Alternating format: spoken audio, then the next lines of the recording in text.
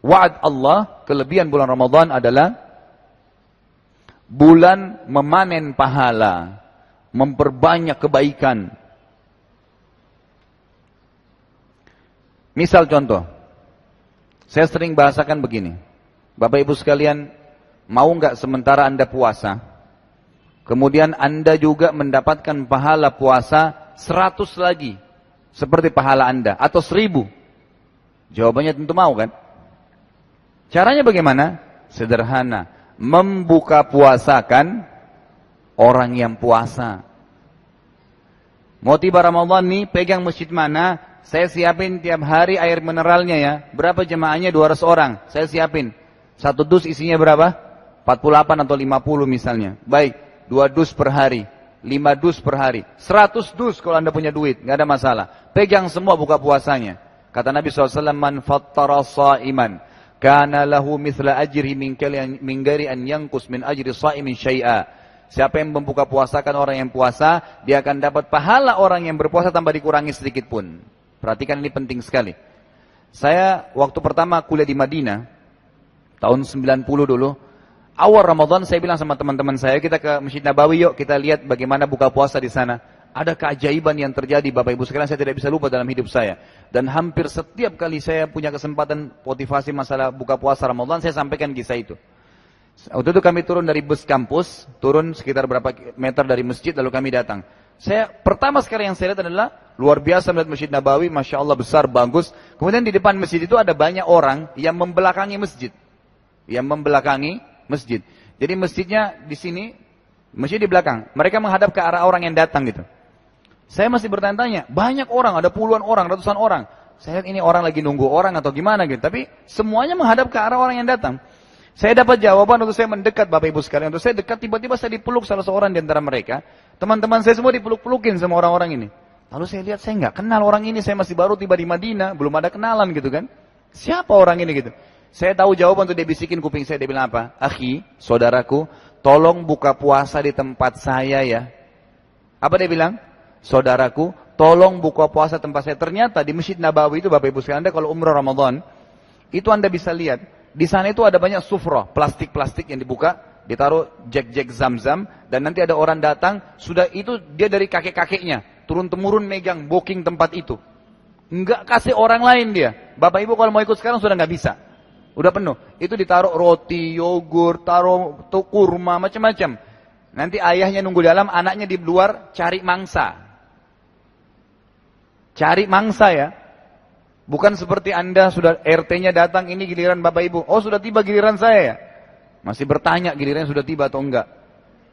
Bukannya langsung bantu, langsung ikut. Ini enggak, ditarik. Itu Bapak Ibu waktu saya bilang, baiklah saya buka puasa. Tangan saya dipegang, dibawa sampai ke tempatnya loh, di masjid. Nih, jangan berdiri ya, saya disogok sama dia. Saya katakan tanda kutip, dikasih pisang, dikasih yogurt, jangan berdiri ya. Besok datang lagi sini buka puasa, dia keluar lagi cari mangsa lain. Sampai masjid penuh. Bayangin tuh mereka mau cari pahala luar biasa gitu. Saya pernah punya kejadian juga, ini bukan riya, tapi fa'amma binikmati rabbika fahadits. Disuruh oleh para ulama kalau bisa motivasi orang bisa diceritain, gitu kan. Saya pernah umroh sama ayah saya Ramadan, kemudian saya menuju ke Mekah, naik bus. Kebetulan waktu itu saya tidak ikut travel, cuman sendiri ambil visa dari kedutaan, kemudian saya berangkat berdua dengan ayah saya. Naik bus umum di Saudi, kemudian ada kebetulan yang bawa bus orang kita gitu, orang Indonesia. Kita rencananya buka puasa di jalan, nanti tiba di Mekah Isya gitu kan. Terus saya bilang sama bapak yang bawa mobil, Pak, buka puasanya disiapin. Dia bilang, iya ada.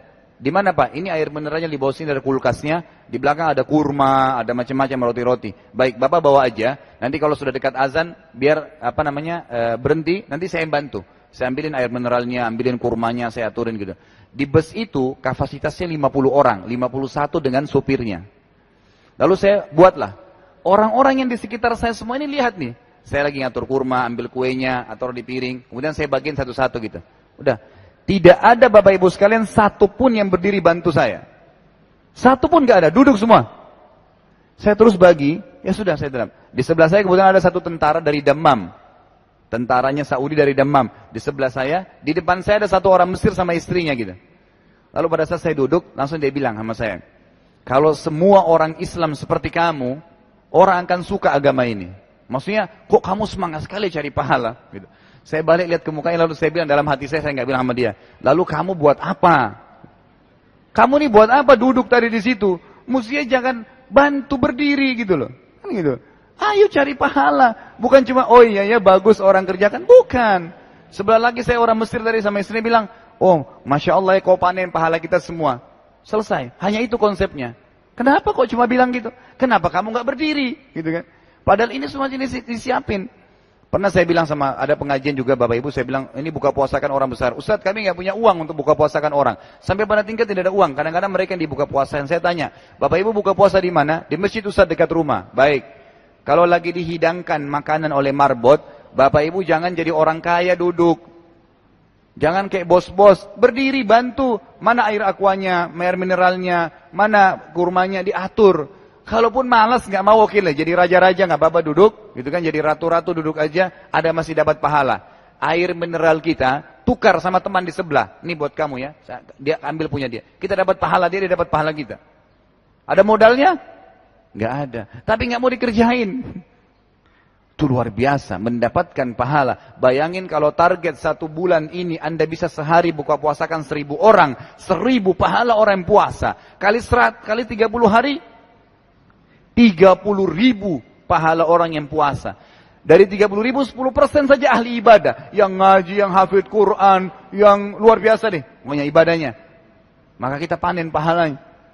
Umar radhiyallahu anhu, ini kisah yang luar biasa. Umar radhiyallahu anhu pernah Bapak Ibu sekalian, membuka puasakan 1 kota Madinah hanya dengan air dari sumur. Kisahnya begini. Umar radhiyallahu anhu waktu zaman khilafahnya, masuk Ramadan, beliau tidak punya duit. Karena Khalifah Umar terkenal waktu itu kan dengan keadilannya. Beliau bahkan tidak terima gaji dari kerajaannya. Semua dikasih ke masyarakat. Beliau hidup seperti masyarakat biasa. Jadi kadang-kadang tiba hari nggak ada duitnya. Waktu itu Ramadan sudah mau habis, tapi dia bilang ini Ramadan mau habis. Saya belum buka puasakan orang nih. Lalu dia suruh gulamnya, sekretarisnya kalau sekarang itu kan, iklanin di Madinah. Amir Mukminin Umar undang buka puasa. Satu Madinah datang Bapak Ibu sekalian. Tahu kenapa? Karena yang undang raja, pasti makanannya ini kambing bakar, macam-macam gitu kan. Bayangannya begitu, datang semua. Begitu dekat azan, dikasih canting-canting, gelas-gelas dari tanah liat, silakan antri di sumur. Memang waktu itu mereka minumnya di sumur. Antri, orang-orang bilang, semuanya waktu itu dalam riwayat ini, orang-orang bilang, oh mungkin sebentar buka puasanya, kita ambil air dulu. Ambil air, duduk semua nunggu. Sudah nunggu, azan, silakan buka puasa, kata sekretaris Umar. Buka puasa dengan air. Lalu sekretarisnya bilang, sudah selesai buka puasa Amir Mukminin. Pulang semua bubar. Tapi waktu itu masyarakat tidak ada yang marah. Tapi mereka jadi paham, oh ternyata Umar karena mau cari pahala kita gitu. Tapi jangan buat begini ya. Kecuali kalau memang tidak ada duit sama sekali. Tapi ini contoh saja. Bagaimana motivasi Umar cari pahala? Buka puasa. Gitu kan. Sama halnya kesempatan kalau ada kebenaran rezeki, ada masjid lagi dibangun. Bangun masjid itu. Gitu kan. Bangun, ada kegiatan-kegiatan pengajian seperti ini yang memotivasi orang ibadah, bayar, kasih sumbangin duit. Karena kita termasuk punya andil di situ, gitu kan? Masjid lagi dibangun, kalau kita sholat sebentar misalnya duhur, Anda sholat semua di sini, kemudian pada saat kita sholat, kita dapat pahala masing-masing. Imam kita dapat pahala kita semua, muadzin dapat pahala semuanya termasuk imamnya, dan yang bangun masjid ini dapat pahala semuanya. Gitu. Walaupun dia tidak sholat di sini. Maka sumbangkan, kan gitu. Dikatakan dalam sebuah hadis Bukhari, Nabi SAW itu sangat jawad. Jawad itu sangat ringan tangan, suka bantu orang. Dan yang paling lebih lagi keringan tanganan beliau itu pada saat Ramadan tiba, nggak pernah nolak orang yang minta. Ya. Bahkan Abdullah bin Umar radhiyallahu anhu itu kalau di rumahnya setiap hari ada fakir miskin datang. Kalau sudah tidak datang, dicari keluar, cari mana tuh fakir miskin. Bukan kayak kita, gitu kan? Didatangin fakir miskin, kamu lagi kan kemarin sudah saya kasih. Kenapa kok harus protes? Syukur dia datang, dia dapat duit yang kita kasih, kita dapat pahalanya di akhirat. Itu nggak ada hubungannya, itu justru bagus Allah utus ke kita. Kenapa bukan minta ke orang lain? Kan gitu. Dan belajar memberikan yang terbaik untuk Allah. Allah akan balas kita sesuai dengan niat dan yang terbaik yang kita berikan. Kalau celengan masjid lagi lewat Bapak Ibu sekalian, mohon maaf saya tidak bicara celengan yang lagi dibagi ya, tapi ini umumnya. Biasanya kalau Bapak Ibu punya 1000 dengan 10.000 yang mana ditaruh? Kenapa Bapak Ibu taruh 1000? Karena belum paham tuh, kan gitu. Untuk Allah dikasih 1000, untuk belanja di luar 10.000. Dengan 1000 itu minta kesehatan, kekuatan, keturunan, kekayaan. Bagaimana bisa connect ini? Lawan, ganti, ditaruh di celengan masjid yang 10.000. Ada fakir miskin, tempelkan di tangannya 100.000. Bukan 1000. Ini 1000, 2000, 1000, 2000. Jadi rezekinya ya begitu juga, 1000, 2000, 1000, 2000 terus. Coba sekali-kali datang ke rumah anak yatim, ini 100 juta. Gitu lah. Yakin Allah SWT, kata Nabi SAW, mana kasamalun min sadaqah. Tidak berkurang harta seorang hamba karena sadaqah, kasih. Kita tidak penting siapa yang terima Bapak Ibu sekalian, tapi yang penting adalah nilai yang kita kasih. Pernah kejadian seorang ulama bernama Rabi' ibn Haytham rahimahullah. Rabi' ibn Haytham ini pernah begini. Jadi dia datang di rumahnya, kisahnya panjang tapi saya ringkaskan. Jadi Rabi' ibn Haytham lagi duduk, kemudian ada muridnya 2 orang datang, anaknya keluar dari dapur, anaknya keluar kemudian bawain apa? Bawain makanan, halwa namanya, makanan yang mewah sekali pada saat itu. Buatnya susah, bahannya mahal. Istrinya buatin, karena Rabi' ibn Haytham ini tidak pernah rewel. Dia pulang rumah ada makanan dimakan, tidak pernah minta khusus sama istrinya gitu. Lalu istrinya buatin makanan mahal itu. Anaknya keluar mengatakan, wahai ayahku, ibuku buatin makanan halwa ini khusus buat anda, tolong makan. Gitu. Baik, dipotong-potong lah. Waktu dia lagi mau makan, baru dia mau pegang sama muridnya, ada yang ketuk pintu rumahnya. Kemudian disuruh anaknya, buka pintu, dibukalah pintu. Ternyata depan pintu Bapak Ibu sekalian bukan orang minta-minta, tapi orang gila. Rambutnya berantakan, bajunya kotor, nggak ada sendalnya. Dari mulutnya ngalir-ngalir air liur, pemandangan yang tidak nyaman. Dia kasih isyarat dengan tangannya minta makan. Rabi' ibn Haytham tunjuk anaknya, suruh angkat halwa itu, kasih orang gila itu. Makanan yang mewah tadi suruh kasih itu. Anaknya angkat, patuh. Tadi sudah dipotong-potong kan, harapan anaknya cuma diambil 1 potong oleh orang gila. Orang gila nggak ngerti, begitu tiba di tangannya diambil sama piringnya, dimakan semua. Habis semua. Sudah makan semua Bapak Ibu sekalian, tidak terima kasih, dilempar piringnya pergi. Orang gila. Tutup pintu, anaknya Rabi' bin Haytham kembali bilang sama ayahnya, wahai ayahku, tadi itu yang minta-minta orang gila. Dia tidak tahu nilainya makanan yang kita kasih. Perhatikan garis bawahi kata-kata dia tidak tahu nilainya makanan yang kita kasih. Kalau tadi anda suruh saya ke dapur ambil nasi, ambil roti, dia juga makan tuh. Tapi jangan halwa, ini halwa yang orang tua ibu saya buat setengah mati nih. Bahannya mahal, buatnya susah dan khusus buat anda gitu. Apa jawaban Rabi' ibn Haytham? Pegang ini dalam sedekah. Beliau mengatakan, ya waladi, illam yadri, fallahu yadri. Lan tanabiru hatta tunfiqu mimma tuhibbun. Wahai anakku, kalau dia tidak tahu nilainya makanan yang sedang kita kasih, enggak masalah buat saya, karena Allah tahu nilainya makanan yang saya kasih.